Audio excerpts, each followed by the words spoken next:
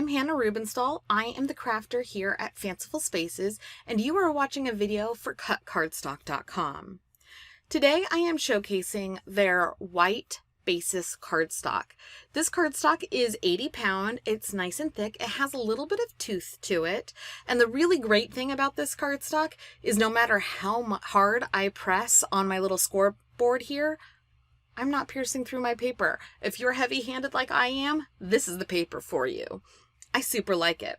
So today we are making some envelopes, some personalized envelopes. To start with, I took my We Are Memory Keepers envelope scoring board and my paper, which I had cut down to an 8-inch square, and I scored at 3 5/8 inches. This was a tip I had found online somewhere. It's not in their instructions, and it works really, really well, I have found, to make A2 sized envelopes.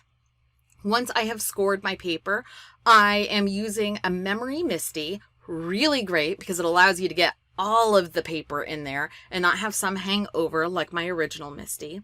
I'm using my Memory Misty and I am stamping my image on there. I only wanted my image to be on the front side. I didn't want it to copy over to the back side, so I made sure that I masked off the appropriate areas with some low tack washi tape and some paper.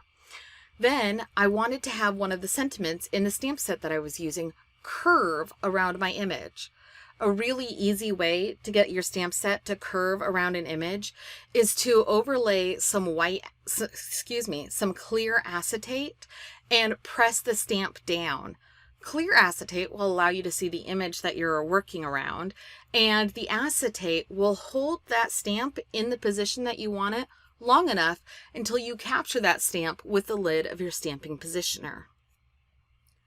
Next up, I knew I wanted to watercolor on some of these envelopes, but this paper is not watercolor paper. So I took some Liquitex clear gesso and I simply gessoed the areas where I knew I was going to be watercoloring. I didn't need to do the whole envelope, just the little areas where I knew I was going to have paint or a watery substance. My first set of cards that I created, I used Catherine Pooler's inks to color. I love Catherine Pooler's inks. They tend to be my go-to ink for almost every project. Again, I wanted to mask off the areas where I wasn't going to want ink. There is a specific tool to use for stamping the color in on this stamp. I knew I was going to watercolor. I thought I could achieve the colors that I wanted between the tool and the stamp set and multiple stamping.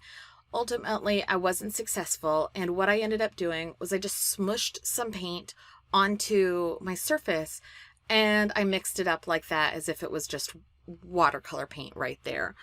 Just because you have a tool for a job doesn't mean you have to use it for that job. Think outside the box like I did. Now, I did use that tool when I simply wanted to straight stamp the color onto the envelope. Again, I needed to mask off to make sure that I wasn't going to get any paint anywhere, but it worked super perfectly just as a stamp. Next up, I wanted to showcase how you could use actual watercolor on this paper. Again, this is not watercolor paper, and I was using an envelope that I had gessoed on. I was using one of the Jane Davenport pan watercolor sets. I really enjoyed all of the colors. I think it's like a tropical set. Between the gesso and the paper, everything held up very, very well.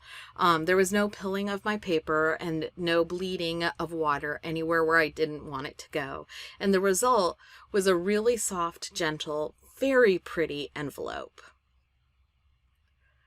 Next, I wanted to showcase how you could use Copic markers on this. This is not Copic marker friendly paper. I would not use it if I were doing a lot of technique with your alcohol markers. However, I wasn't going for any technique. I just wanted to lay in some color. None of my alcohol ink blended or bled anywhere I didn't want it to. It held on. This is not gessoed paper that I was using. It was really fabulous. I did want to add a little bit of depth in my last fifth and final envelope. So I used the same alcohol markers that I used on the first envelope that I had markered on. However, I also introduced the colorless blender from Copic.